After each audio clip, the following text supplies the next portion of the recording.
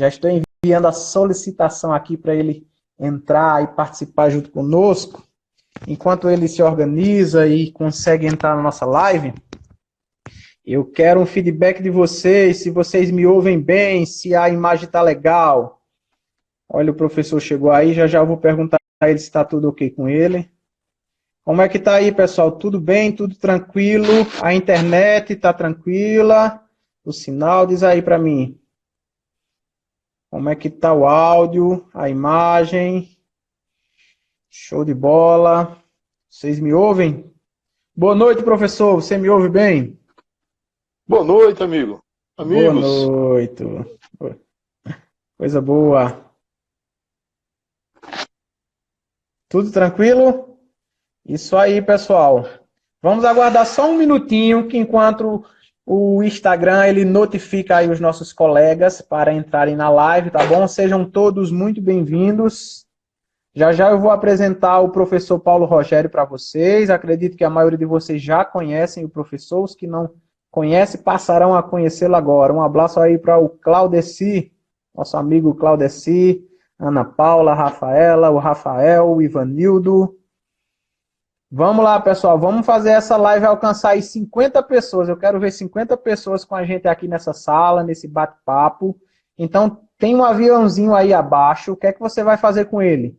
Clica nesse aviãozinho e envia para os colegas prevencionistas que você quer que estejam junto conosco aqui. Ó, estou fazendo isso agora, para que eles entrem na live e participem junto conosco.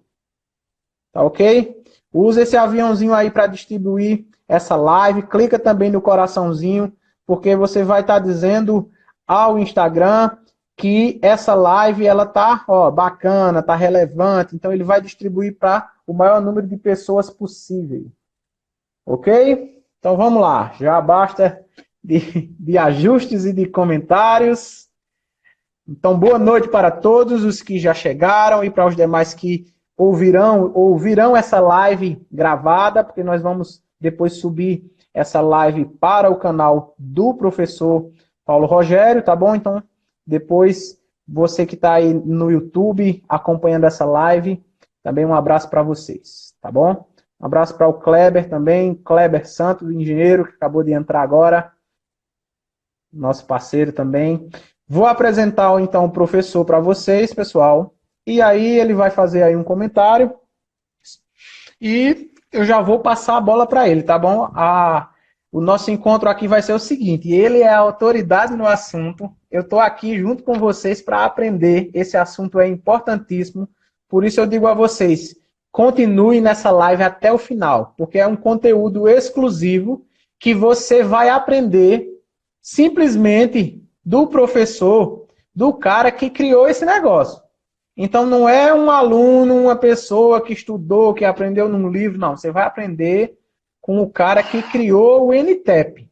Então, é um conteúdo exclusivo que ele está desenvolvendo e que ele tem o prazer de compartilhar com todos nós, de levar essa missão que é de compartilhar a saúde do trabalhador, a segurança do trabalho, de uma forma diferenciada, porque nos traz uma reflexão, às vezes, que totalmente diferente daquilo que a gente aprende na escola técnica, na faculdade, nos cursos de pós-graduação, porque a gente vai aprender com o cara que criou o negócio, tá bom? Então, deixa eu apresentar ele aqui para vocês. O professor doutor Paulo Rogério, ele tem mais de 35 anos de experiência na área de SST. Na verdade, ele faz parte da história da segurança e saúde no trabalho,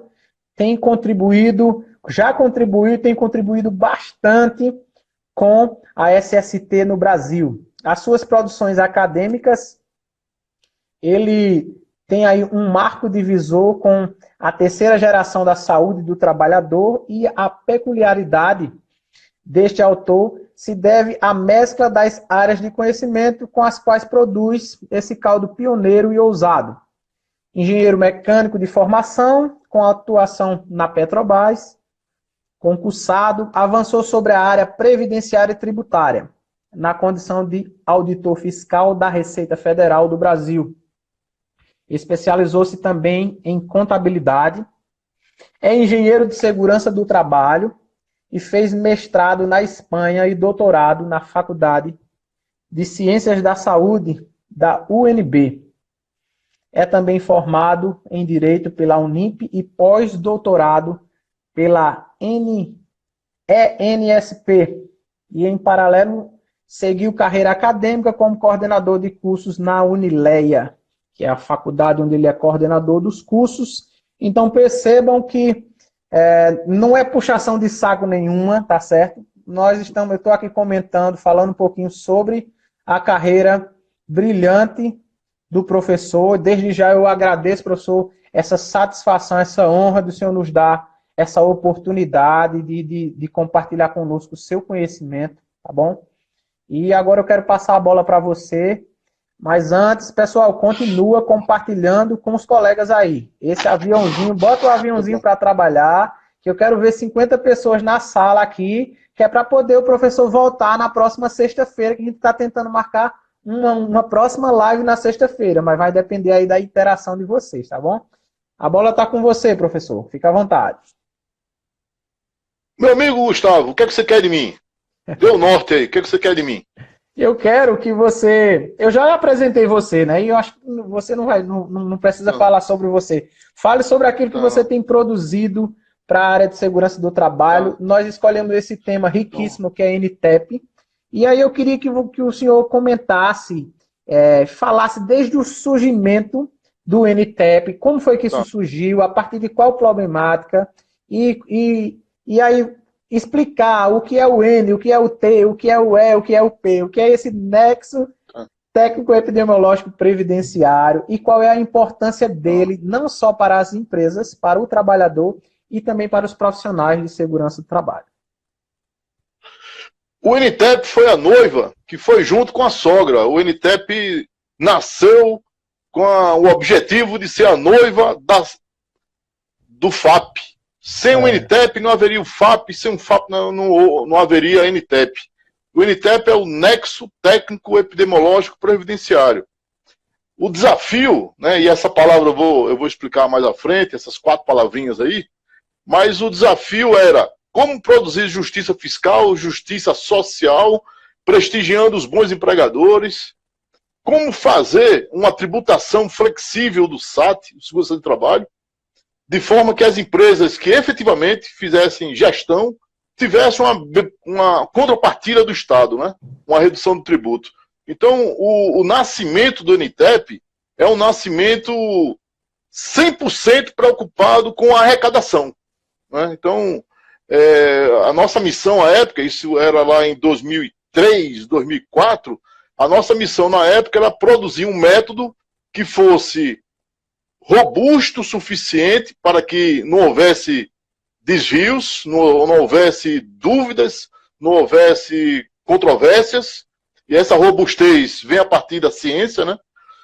Mas que também fosse politicamente aderente, né? Porque o Brasil e nenhum lugar do mundo, né, tinha essa experiência de flexibilização do seguro-acidente de trabalho a partir de uma perspectiva coletiva, né, de saúde pública, enxergando o coletivo populacional, né? Então foi um desafio que nasceu, por assim dizer, no meio do caminho. Assim, a gente não tinha o NTEP pronto na cabeça, longe disso. O que a gente tinha era a necessidade dada pela Lei 10.666 de 2003. Essa lei lá no artigo 10 define que cabe ao CNPS, Conselho Nacional de Previdência Social, produzir uma metodologia a partir dos parâmetros frequência, duração e despesa dos benefícios acidentários, que permitisse a flexibilização do SAT 50% a 100%, né? E esse dispositivo, artigo 10 da Lei 10.666, lá na frente a gente deu o nome de FAP. E no meio do caminho a gente deu o nome de NTEP, mas na verdade a gente produziu um programa, um algoritmo, um programa de computador que partiu de um nó epistemológico. Então, o NTEP, ele nasce para instrumentalizar o FAP. O FAP não foi criado em lei. O que foi criado em lei foi a flexibilização, 50% a 100%, a partir de frequência, duração e despesa, em cima dos quinais dos estabelecimentos, e O legislador brasileiro fez a charada e disse, ó, agora eu não sei, agora em diante não é comigo. Quem vai definir a metodologia vai ser o CNPS.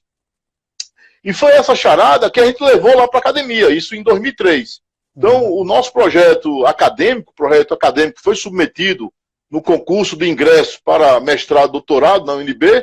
O problema científico a ser resolvido era como produzir justiça fiscal, considerando que a CAT, que é o documento primário até então usado, a CAT não poderia ser usada, uma vez que, se a CAT fosse usada como fonte primária, as empresas tenderiam a não emitir a CAT, porque pagaria mais tributo, mais SAT, sim, quem tivesse mais acidente.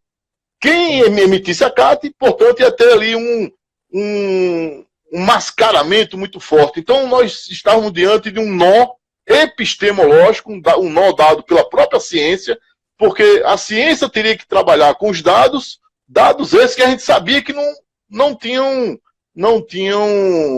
idoneidade, né? E aí veio a charada, né? A charada foi, vamos estudar outras áreas do conhecimento humano para que a gente substitua a captação do dado acidentário, uma vez que a gente não acredita na estatística de CAT. Foi assim que nasceu, Gustavo. Boa, boa. Muito, muito legal. E é pura engenharia, o negócio é pura engenharia, não é isso? Entrupamentos quantitativos, né? Terminou, o doutorado foi na Faculdade de Ciências da Saúde, eu era o único engenheiro desse grupo de 40 doutorandos, pra você ter ideia, tinha 40 doutorandos que passaram no concurso para o doutorado, e apenas um engenheiro, o resto era da área de saúde, né? E aí o fato de ser engenheiro e ter essa história aí na Petrobras, né, e as vivências todas aí que a gente viveu ao longo da vida, foi dando um caldo, né? Foi dando um caldo ali, isso foi engrossando, e só lá no meio dos estudos que a gente percebeu que a epidemiologia seria a saída.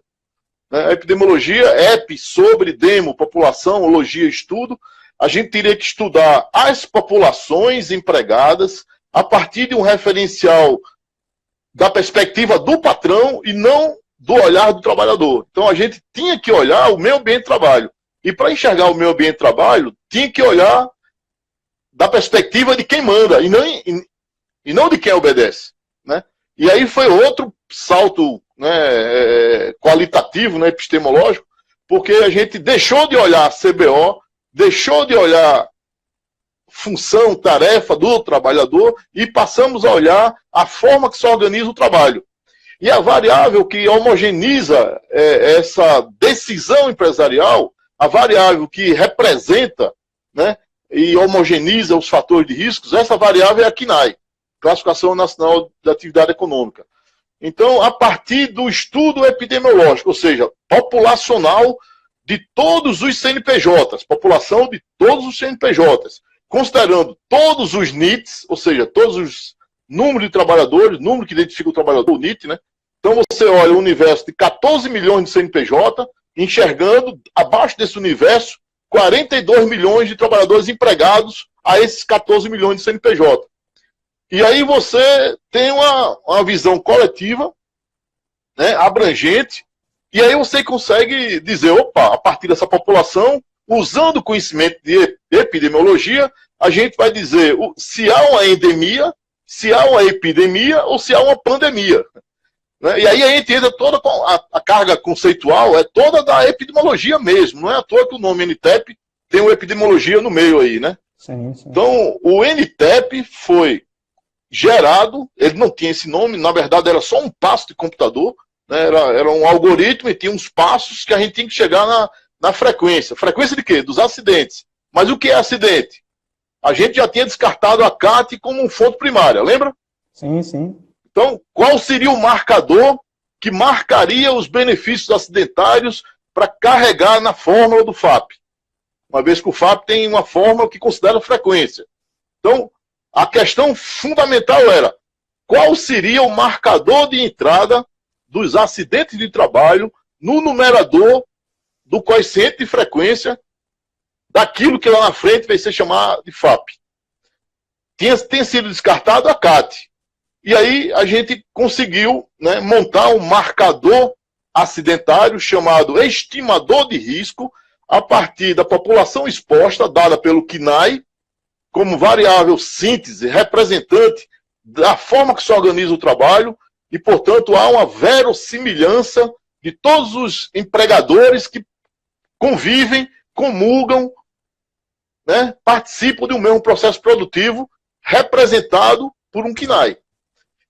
Esse estimador de risco é chamado risco relativo, e o risco relativo é um marcador epidemiológico a partir de um estudo delineado chamado coorte, né? Coorte é um tipo de estudo, um estudo experimental, observacional, não é um estudo experimental, é um epidemiológico observacional, que pega uma série histórica de todos os benefícios que foram concedidos pelo INSS a partir do ano 2000, enxergando cada um dos trabalhadores e verificando se esses trabalhadores que estão no denominador, que participam da população exposta, que é a população empregada, cada um desses trabalhadores que estão no denominador, de vez em quando aparece no numerador, Gustavo. E o numerador é dado pelos benefícios. Sim. E esse benefício tem a data de início, tem a data fim. Você sabe o benefício para qual trabalhador. Esse trabalhador tem um NIT, número que identifica o trabalhador. Sim. E aqui embaixo, no denominador, tem um CNPJ que tem os respectivos NITs. São os empregados do CNPJ. Ou seja, você consegue fazer o chaveamento no banco de dados pelo NIT. Então, tendo o CNPJ, eu tenho o CNAE, tendo o CNPJ, eu tenho o NIT. Isso no banco de dados da GFIP, que alimenta o CNIS. Isso no denominador. Lá no numerador, nós temos o benefício, que tem um NB, número de benefício, que não se repete. Nesse benefício, nós temos o NIT, que é o número que identifica o trabalhador. Que trabalhador? Aquele que está lá do CNPJ, que tem o NIT, certo? Se eu tenho um NIT embaixo e em cima, eu consigo fazer uma prospecção epidemiológica, porque eu conheço a população, ou seja, quais são os empregadores e quais são os empregados, tem um tempo de observação, daí se chamar uma coorte, que é um tempo observacional em que você conhece cada um dos entrantes, sabe o tempo que ele ficou e sabe a data que ele saiu desse estudo. Esse estudo se chama coorte em homenagem aos romanos, às centúrias romanas, né? O centurião romano, ele participa de uma coorte. Na verdade, essa palavra coorte é lá do latim, né? E os romanos usavam as centúrias, que tem uma vestimenta que distingue os soldados romanos, né? Então, a partir da vestimenta do soldado romano, você sabe qual é a centúria, né? A centúria é um soldado de 100, né? Então, o centurião romano é aquele soldado que participa de um pelotão formado de 100 soldados, né? E aí esse termo foi incorporado pela ciência para designar uma população conhecida que tem uma vestimenta que a distingue, tal qual os romanos distinguiam os soldados. O que é que distingue a coorte previdenciária que gerou o NTEP? A CNAE. A CNAE é a roupa que todos os trabalhadores vestem sob o mando de quem tem o poder de mando, que são os CNPJs vinculados ao processo produtivo, que é verossimilhante. Então, o pulo do gato aí, a charada, o pulo do gato foi usar a epidemiologia para definir um estimador de risco. A partir do estimador de risco, você faz a marcação do benefício e ele entra na conta do FAP. Interessante, interessante. Isso acaba que prende as empresas, né? Como você bem explicou, acaba com essa questão da fonte primária ser a CAT, porque muitas empresas poderiam omitir essa informação. E a partir do momento que você faz esse cruzamento de dados, porque aí entra a parte estatística, né? E aí você consegue nortear esses adoecimentos, é assim? Isso aí é o resultado do drible, né? E o drible foi como escapar da CAT como fonte primária, uma vez que não é idônea. Então, como escapar? A saída foi pela epidemiologia, não foi pela biologia, não foi pela medicina. como alguns queriam fazer à época, né? Não, vamos fazer isso baseado na medicina do trabalho, vamos a partir de laudos, de ASO, mas aí você ia cair no mesmo problema da subnotificação e do erro, né? Do falso negativo. O que é o falso negativo, cientificamente falando? Né? O falso negativo é dizer que não é do trabalho quando do trabalho é. Sim. E o falso positivo é dizer que é do trabalho quando não é do trabalho. E os dois casos podem ocorrer, né? A ciência, ela trabalha em qualquer ciência. A ciência sempre trabalha em busca da verdade. E essa verdade sempre tem o falso negativo e o falso positivo. Então, se você vai para o direito penal, você prefere inocentar o criminoso ou incriminar o inocente? Gustavo?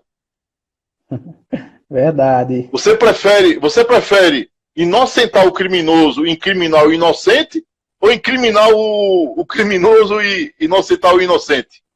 Tem que buscar a forma justa, né? Todo mundo quer chegar no inocentar o inocente e incriminar o criminoso, não é? Sim. Só que para chegar nisso, você tem um erro. E o erro é intrínseco à decisão. A decisão de quem julga, qualquer que seja o juiz, vai errar sempre no falso positivo, incriminar alguém de forma indevida, ou no falso negativo, inocentar alguém de forma indevida. Diante da dúvida, diante do erro que é necessário, porque tem um ser humano por trás, a sociedade brasileira entendeu que é melhor inocentar o criminoso, ainda que isso para a vítima. Né? A gente prefere inocentar o criminoso, se houver dúvida, do que incriminar o inocente. Né? Isso foi trazido, esse debate foi trazido para o NTEP. Por quê? Porque, à época, a gente incriminava o inocente. Então, baseado na teoria da CAT, na teoria biologizada da CAT, o que nós tínhamos era uma realidade do falso negativo.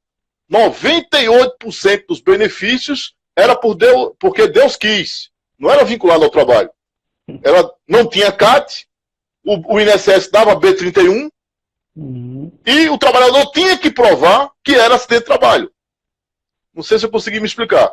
Não. Então, esse lado científico é chamado de falso negativo. O Brasil adotou a teoria do erro, a teoria do falso negativo, dizendo o seguinte: cabe à vítima a prova de que é vítima. E até que se prove o contrário, vamos incriminar o inocente. Ou seja, o trabalhador tem que provar que o acidente de trabalho era do trabalho. Bem, com a chegada da saúde pública, da visão coletiva, escapando desse referencial biologizado, que gera o erro tipo 1, o erro do falso negativo, na hora que você vai para a visão coletiva, você pula de lado, você muda de lado, você vai para o erro tipo 2, que é o erro do falso positivo. Então, se de um lado você não tem como exigir da vítima que ela prove que é acidente de trabalho, e aí você tem uma injustiça gigante, e por isso que os benefícios acidentários eram tão poucos, né, até o NTEP. A partir do NTEP, nós invertemos o ônus da prova, trouxemos o erro para o tipo 2 e passamos a assumir, a sociedade brasileira assumiu, a partir da lei 11.430, a sociedade brasileira assumiu o erro tipo 2, ou seja, o falso positivo. É possível que o método tenha dito que é acidente de trabalho, mas na verdade não é. E quem tem que provar que não é? Aquele que detém o meio de prova, o empregador, aquele que tem PCMSO, PPRA, tem toda uma estrutura de prova suficiente para provar que aquela diabetes mellitus tipo 2, num trabalhador que opera em transporte rodoviário urbano, essa diabetes não é relacionada ao trabalho. Mas até que se prove o contrário, diabetes mellitus tipo 2 tem nexo epidemiológico com o transporte urbano rodoviário. E até porque é bem mais fácil a empresa tentar provar o contrário do que o trabalhador, porque ela tem o recurso, né? Não. Não é que é fácil ou difícil. Não, é que é impossível. Assim, não, eu digo não, é impossível. Não, é impossível. É uma questão material, Gustavo. Não. Porque você fala fácil, difícil, parece que o trabalhador não tem como, porque Aí os documentos todos pertencem à empresa. Nenhum documento pertence ao trabalhador, salvo o PPP. Uhum. E o PPP foi feito pela empresa, que está cheio de buraco. Sim. Tem informação que a empresa quer que tenha lá. Acabou. O único documento exigível do trabalhador é o PPP. Então, tudo mais está na mão da empresa. Ou seja, é impossível o trabalhador provar alguma coisa para frente ou para trás, direita ou esquerda, para cima e para baixo, em relação à empresa, porque a empresa possui toda a documentação.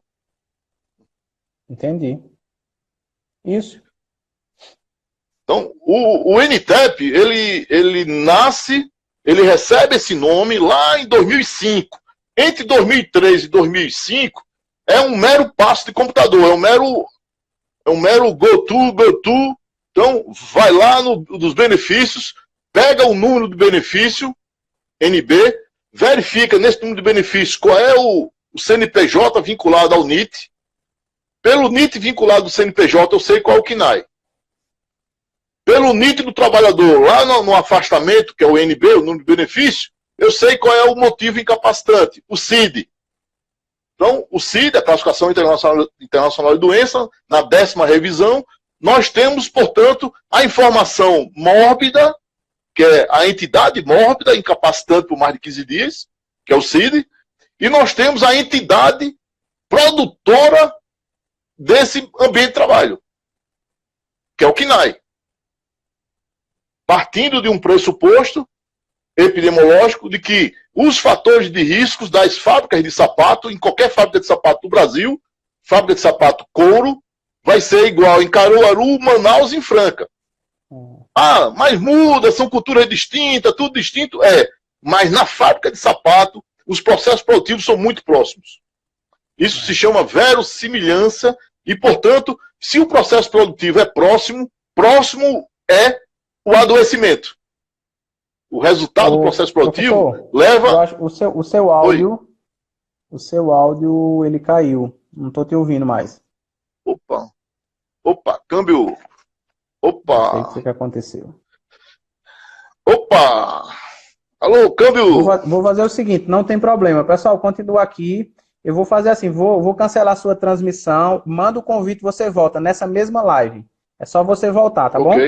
Aí eu acredito que o áudio vai voltar. Às vezes acontece isso, o Instagram acaba dando essa bugada. Mas continua aí, pessoal, a gente vai continuar, tá bom? Espera aí que o professor volta. Vocês estão ouvindo o professor? Porque se o pessoal estiver ouvindo você, a gente tenta continuar. Mas deixa eu fazer isso aqui errado.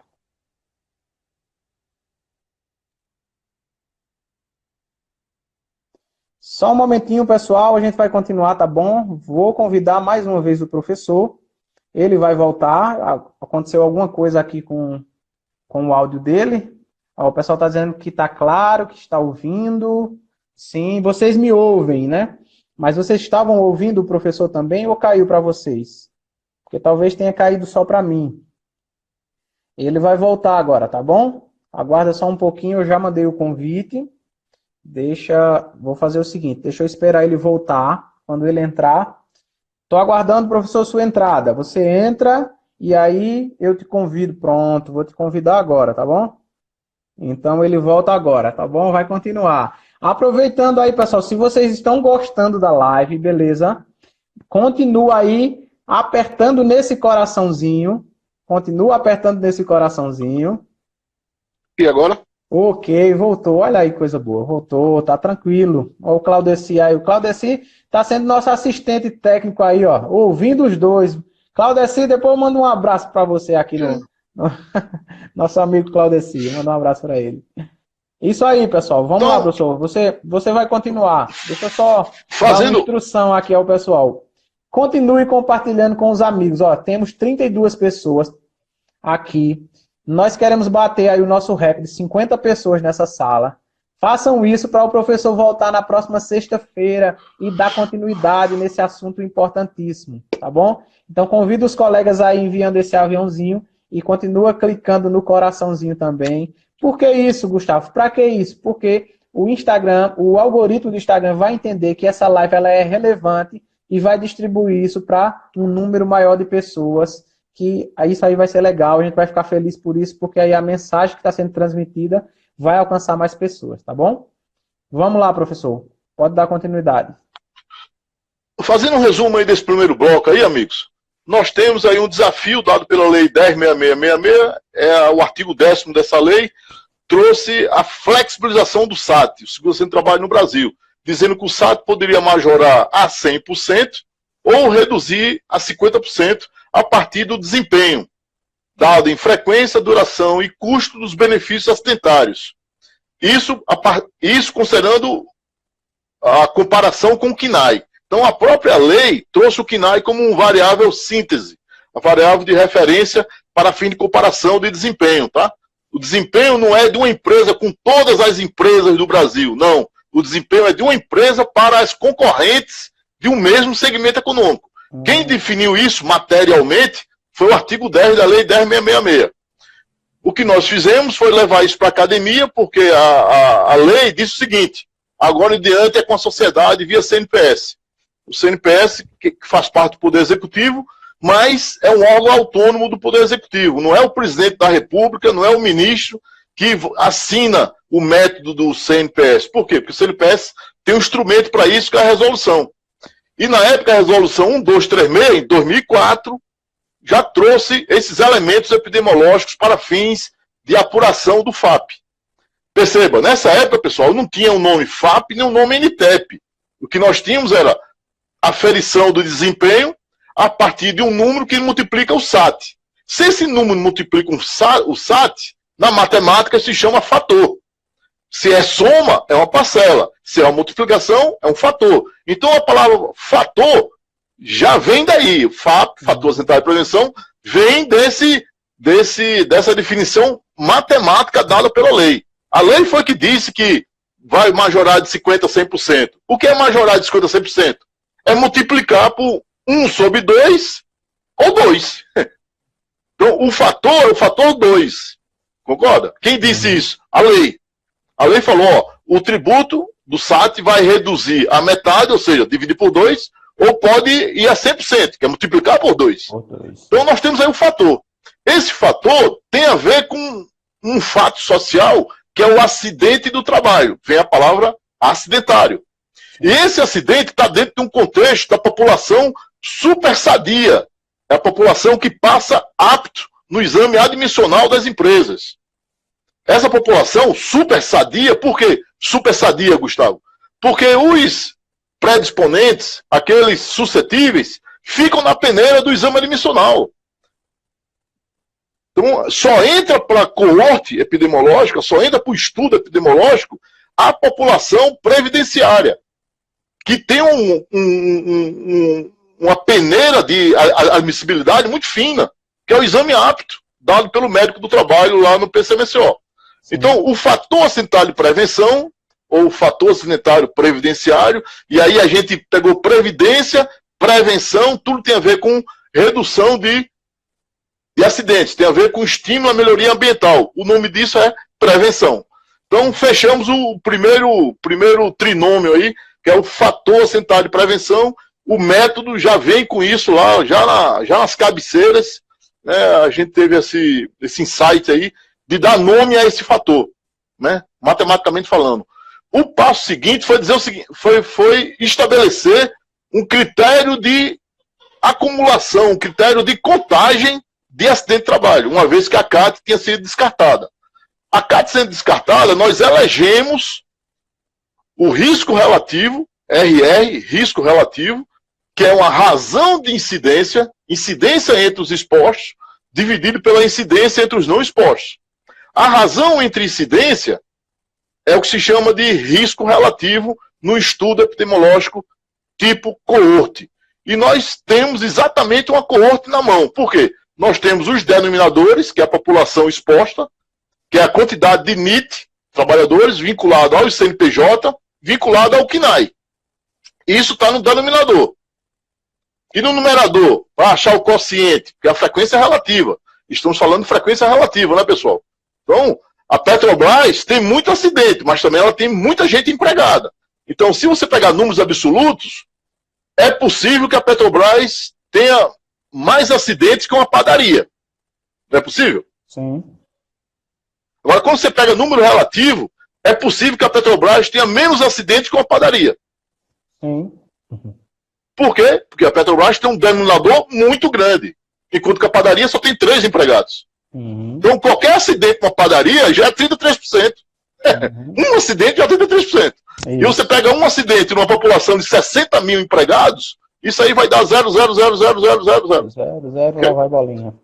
Então, lá no cálculo, qual é a nossa preocupação? Estabelecer de forma cristalina qual é a população observada, população vinculada ao regime geral de previdência social. Esse vínculo é dado pela própria empresa, que informa na GFIP e alimenta o CNIS, informa na GFIP o número do trabalhador, PIS/PASEP, o NIT dele, portanto, quanto ele ganha, quando ele entrou, quando ele saiu, né? Se tem um afastamento, se foi afastamento do trabalho, não foi do trabalho, qual é a faixa etária dele, eu tenho a data de nascimento, eu tenho a faixa etária, qual o gênero, enfim, eu tenho todos os dados populacionais, okay? Lá no denominador.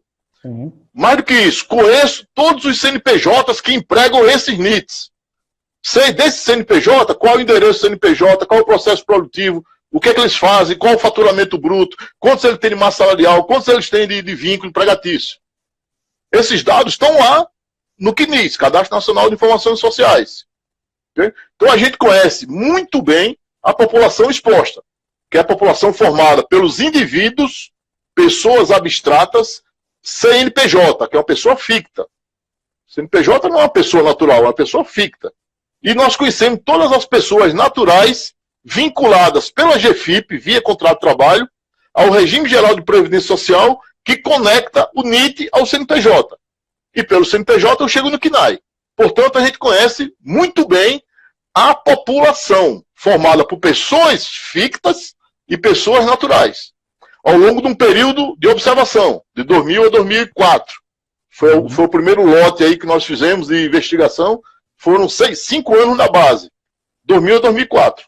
No numerador, nós pegamos todos os benefícios previdenciários, presta atenção, todos os benefícios previdenciários com rótulo de acidente do trabalho.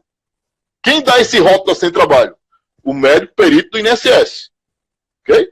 Que, via de regra, é a consolidação da CAT emitida. Que a empresa emite CAT, o trabalhador chega no balcão do INSS, o INSS dificilmente desconsidera uma CAT emitida pelo patrão. Certo, Gustavo? Sim. O INSS desconsidera as CATs que é emitida pelos outros, mas pelo próprio patrão, não.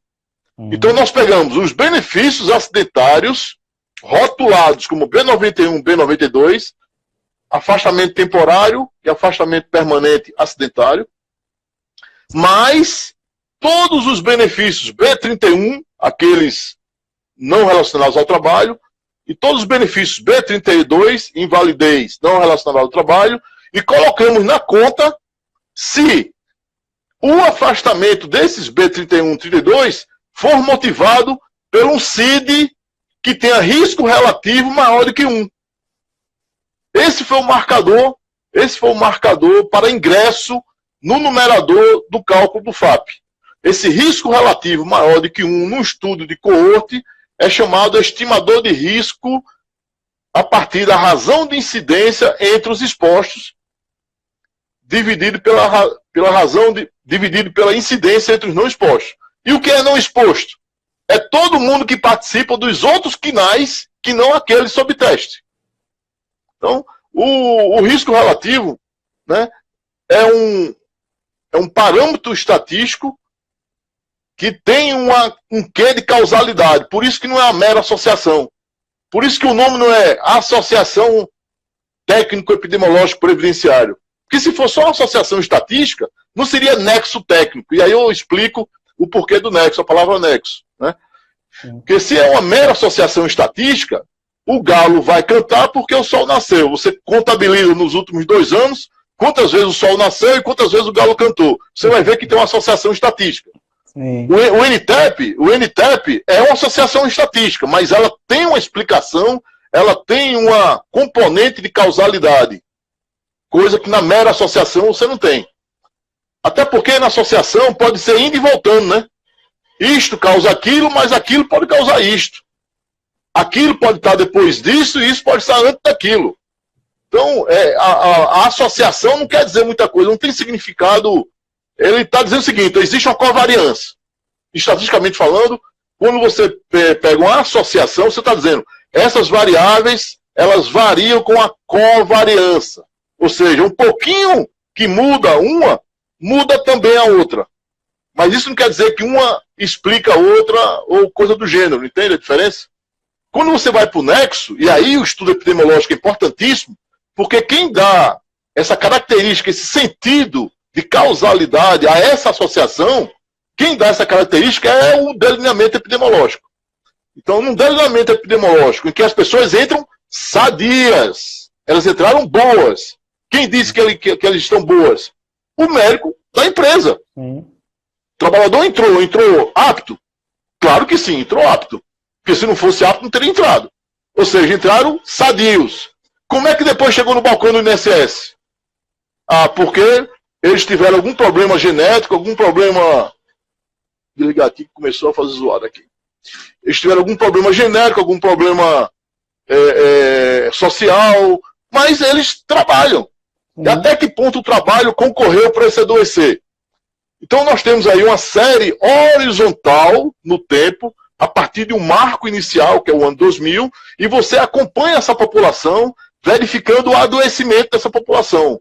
Quem vai para o numerador? E quem vai para o numerador são aqueles benefícios cujo CID apresentou risco relativo maior que 1. Então, o risco relativo maior que 1 é a expressão matemática do NTEP, que só veio ter esse nome depois, porque isso já estava no programa de computador, isso já estava no algoritmo do FAP. Então, só foi possível construir o FAP porque houve um passo epidemiológico que conseguiu escapar das amarras da CAT. Né? E esse passo epidemiológico é dado por um estudo chamado coorte censitária. Por que censitária? Porque é o censo, não é a amostra. Pegamos toda a população. Pegamos toda a população. População dos trabalhadores, vinculada a todas as empresas, que tem todos os quinais. Então você pega um censo. Percebe? E quem está dizendo qual é o KINAI da empresa? A própria empresa. É ela que chega lá e coloca, ó, meu KINAI preponderante, cuidado para não confundir com o KINAI principal e o KINAI secundário. Tem nada a ver. Sim, isso aí é para fins, isso é para fins fiscais, tá? Sim, então você recolhe o IPI, recolhe o ISS, recolhe o ICMS em função muito do KINAI. Né? Isso aí é uma definição tributária para fins de outros tributos, tá? Para o SAT, o KINAI que interessa é o KINAI preponderante, que não tem nada a ver com o KINAI do cartão CNPJ. Pronto. Professor, seria interessante você abrir um parentezinho e explicar para o pessoal o que é um KINAI preponderante. Talvez ele KINAI preponderante é aquele que no estabelecimento tem mais empregados subordinados. Sim. Então, se você tem um estabelecimento que tem 3 KINAIs, um é administração, o outro é expedição, o outro é produção. Onde tiver mais trabalhadores, desses 3, vai valer para os 3. Certo. Vai valer para os 3. Isso para o SAT, né? Isso para fins de tributação do SAT. O SAT, definição legal, artigo 22 da Lei 812, estabelece que o SAT vai ser pago a partir de um grau. Um grau de incidência incapacitante laborativa decorrente do risco ambiental do trabalho. GILDRAT. Pessoal, não embarca nessa conversa mole aí, tem muito ignorante aí chamando de GILRAT, de RAT, tá tudo errado. Né? Pessoas que estão falando isso aí são pessoas que não têm base, não sabem o que eu estou falando. Né? A palavra correta é GILDRAT. Por quê? Primeiro está na lei. Né? Segundo, por que está na lei? Porque se tirar qualquer palavrinha dessa, você mutila o fundamento. Perde o sentido, né? Mutila completamente, mutila. Ele deixa de ser o que ele é. Ele é um grau. O que é grau? O que é grau? O grau. O que é grau? Vamos lá. O que é incapacitante? o que é incidência. Então, grau de incidência incapacitante. GII. Tem um L depois. Sim. Laborativa.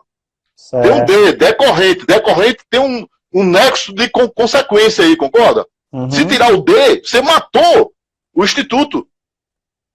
Então, tem muito aí, colegas aí, enfim, aí vai tudo, né, pessoal? Aí vai o quem tá aprendendo na escola, vai a repetição do blá blá blá, falaram, acharam bonito, o povo fica copiando, não estuda, enfim. Só consegue precificar o SAT se você tiver um grau de incidência incapacitante laborativa decorrente do risco ambiental do trabalho. GILDRAT.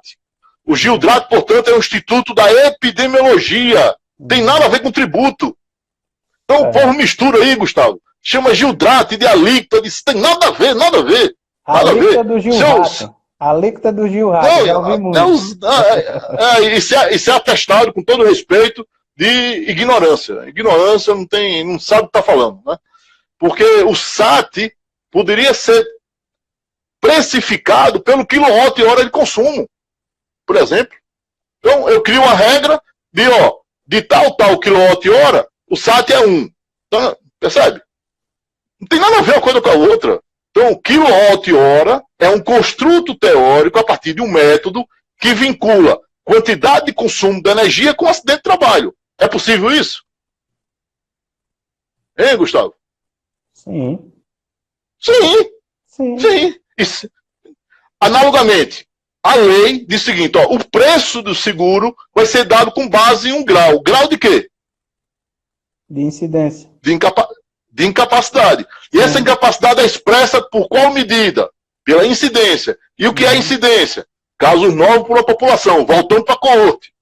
Incidências são casos novos, não é prevalência. Não é mortalidade. Por que a lei não colocou grau de incidência, grau de mortalidade decorrente do risco ambiental de trabalho? Podia ser por morte. Podia ser mortalidade, enfim. Então, pessoal, isso é um capítulo aí para gente estudar, noutra live, no outro curso, né? Agora, cuidado, quem falar GILRAT, quem falar alíquota GILRAT, quem falar RAT, está dando atestado de incompetência, de ignorância, e precisa dar uma paradinha para estudar um pouco mais, pelo menos, os princípios básicos da epidemiologia. GILDRAT é um instituto da epidemiologia. A partir desse grau, você precifica o seguro. E o preço do seguro tem uma base de cálculo e uma alíquota. Percebe a diferença? Sim. Então, o NTEP, ele parte, e o FAP também está dentro desse contexto, ele parte do KNAI. Qual KNAI? KNAI preponderante. De onde? Do estabelecimento. Então, se a empresa tem 4 estabelecimentos, cada estabelecimento vai ter todo mês a apuração do KNAI preponderante. Então não é um dado cadastral, não é um logradouro que você coloca lá, a minha empresa é KNAI e tal. Não tem, depende da movimentação de mão de obra naquele estabelecimento, naquele mês. Então, se a galera que estava na expedição no mês de maio foi para a produção no mês de junho, o KNAI preponderante é outro. Altera, né? E se alterou o grau, se alterou o KNAI preponderante, você reenquadra pelo grau, e a partir do grau, que é o GILDRAT, você verifica qual é a alíquota. Bem, então, nesse momento aí, nós estávamos com o FAP pronto, armado, todo estruturado, e aí a gente foi participar do debate social, né? E aí que o nome NTEP aparece, né? Porque até então tinha um FAP, que tinha um método aprovado na resolução, no meio desse método tinha um passo, esses passos eram passos epidemiológicos que aferiam o risco relativo, e no debate com a sociedade, eu lembro, como se fosse hoje, tinha 3.000 delegados aqui em Brasília, aqui no Ulisses Guimarães, um centro de convenções grande aqui em Brasília, 3.000 delegados, e essa discussão da instrumentação do FAP foi levada para os delegados, né? E lá no debate, né, a gente foi um debate intenso, né? A gente chegou à conclusão seguinte: poxa, se esse método vale para a pessoa jurídica pagar mais tributo ou pagar menos tributo, por que esse método não vale para a pessoa física receber um benefício por presunção lá no INSS? Se a presunção de acidente é dada epidemiologicamente, isso vale para o empregador, por que não vale para o trabalhador no balcão do INSS? Okay? Isso aí foi um alerta político, né? Lembrando que estava numa fertilidade ali, num ambiente político bastante democrático e com as deliberações sociais bastante respeitadas, né? E aí houve uma deliberação social, saiu lá nos anais, né, nas recomendações da terceira Conferência Nacional de Saúde do Trabalhador, 2005, se tiver curiosidade, dá uma olhadinha lá, até lá, o aproveitamento do método do FAP para fins da concessão de benefícios por presunção acidentária. Só que falar esse nome todo era difícil, né? Daí que vem o nome NTEP. A gente tem que criar um nome, porque não dá para falar, não, isso aqui é um passo de computador do FAP, isso aqui é uma complicação maior do mundo. Então, aí não. Então, vamos arrumar uma palavra aqui. Vamos lá. Então, não é uma mera associação estatística. Isso aqui é uma associação estatística tendente à causalidade. Tem uma explicação causal. Né? O nome disso na ciência se chama nexo. Uma coisa tem nexo quando ela tem associação e tem explicação. Entende? E esse nexo não é um nexo cabalístico, feito fechando os olhos, cantando uma música e tocando. É baseado em conhecimento humano. O nome disso é técnico. A partir de conhecimento técnico das ciências. Demografia, economia, engenharia, medicina, estatística. Então tem um conjunto de conhecimento humano, daí o técnico, que faz com que esse nexo tenha razoabilidade, tenha explicações, tenha sustentação. Principalmente tenha refutabilidade, que é um dos princípios científicos, né, homenageados aí em qualquer estudo científico. Estudo científico que não se submete à refutabilidade não é um estudo científico. Em outras palavras, é você produzir alguma coisa, colocar para a academia, colocar para a comunidade científica e deixar o povo esmurrar. Bate, bate, bate. Se o bicho ficar em pé depois, é sinal que alguma coisa presta. Alguma coisa de boa tem ali. Pronto. E o nome disso é refutabilidade. Isso aí é de um cientista chamado Karl Popper, né? Um método popperiano de verificação da verdade, né? Então como é que você verifica a verdade? Coloca a bicho no meio da rua e toma porrada nela. Entendeu? Qual é a tua verdade? Deixa ela no meio da rua e vamos dar pancada. Né? Isso aí, pessoal, eu falo da pancada no método científico, né? Você faz todas as objeções, né? Cientificamente falando, e por isso que o tribunal científico é o tribunal que nós temos melhor hoje. Não tem. O tribunal da verdade é o tribunal da ciência, né? A religião não tem força para isso, a minha moral não tem força para isso, a tua moral não tem força para isso, né? A verdade só se estabelece a partir de um método que seja refutável, que seja repetível. Alguém tem que repetir o método e chegar no mesmo caminho, chegar no mesmo resultado. Senão isso não é um método. Concorda? Então, o método científico ele pressupõe a refutabilidade, a repetibilidade, e tudo isso foi colocado para a sociedade. Então, o nexo técnico ele tem uma característica. É o nexo técnico, essa verdade é dita a partir de uma população estudada, que é o epidemiológico. E você verifica o adoecimento diferencial dessa população. E aí entra a epidemiologia. Então, a partir da epidemiologia, eu consigo dizer que uma empresa aqui na esquina aqui da rua é uma empresa endêmica para Lerdorte. Eu consigo dizer que o Banco Itaú, o Bradesco, o Banco Brasil são endemias de transtorno mental. Eu consigo dizer isso a partir da epidemiologia. Entende?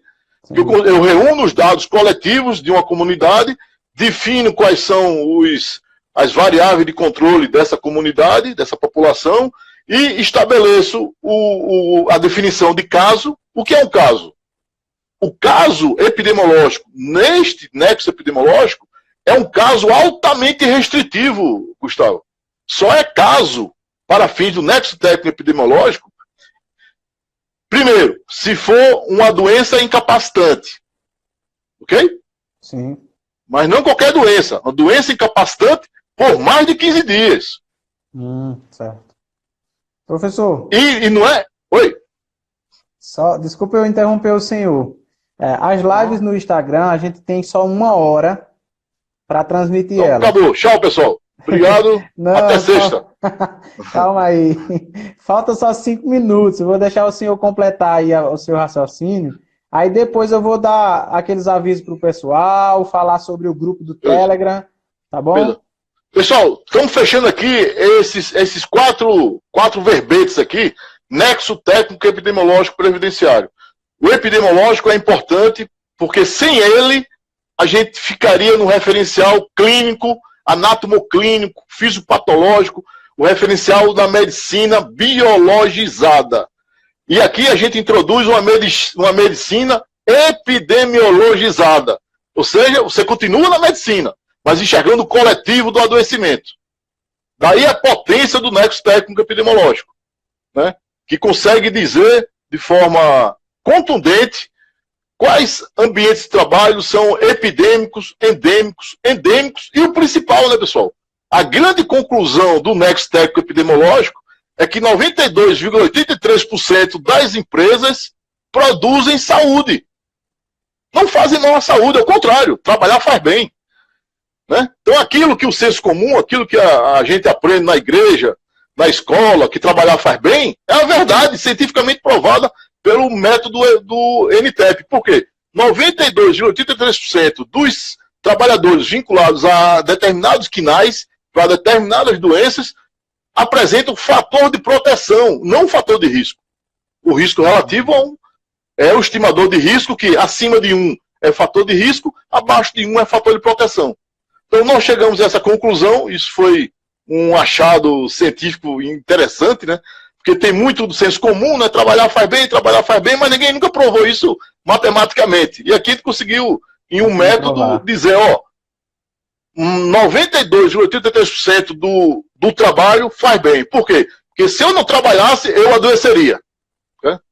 Pessoal, quem sabe a gente se encontra na sexta-feira, se vocês quiserem. Muito obrigado pelo carinho. Vamos para frente. Boa, professor. Muito obrigado mesmo. Foi show a aula, né? Muito esclarecedora. Abriu muito, com certeza, a mente do pessoal. Eu vi aqui os comentários. Pode comentar aí, pessoal, se vocês gostaram. Me dá aí um feedback, dá um feedback para nós aí sobre a live. Na próxima sexta-feira nós estaremos de volta com esse mesmo tema, continuando falando sobre o NTEP, e eu conto com a presença de todos vocês. Eu e o professor Paulo Rogério contamos com a presença de todos vocês, tá bom? Quem não segue o professor aqui no Instagram, vai lá. Quando terminar a live, vai no Instagram do professor e passa a seguir ele, porque ele vai estar sempre publicando conteúdos nessa qualidade aqui que vocês acabaram de assistir, tá bom? Outra coisa importante, ele tem um grupo no Telegram. Então, se você quer participar desse grupo no Telegram, o que é que você vai fazer? No final da live, ou você manda um direct para mim, ou manda um direct para o professor, dizendo, eu quero participar do grupo, que aí a gente vai estar enviando para vocês o link desse grupo do Telegram. Porque lá ele consegue estar disponibilizando materiais, consegue fazer áudios, vídeos e colocar também os links dos vídeos e das lives que são feitas no YouTube também, tá bom? E eu quero aqui também dizer a vocês que na próxima quinta-feira haverá uma live no canal do engenheiro Kleber Santos, que está aqui junto conosco participando da live. Então, quinta-feira, às 8 horas, eu, o professor Paulo Rogério, o engenheiro Kleber Santos, a professora Luma Diógenes e o professor Ciro Mariano, nós vamos estar falando sobre o PPP, outro assunto importantíssimo que linka junto com tudo isso que a gente tem tratado aqui. Tá bom? Temos poucos segundos para finalizar. Dê aí sua palavra final, professor. Temos 20 segundos. E, pessoal, muito obrigado pela participação de vocês. E vamos tirar um print aqui para eu colocar depois no Stories. Valeu? Obrigado, pessoal. Até mais.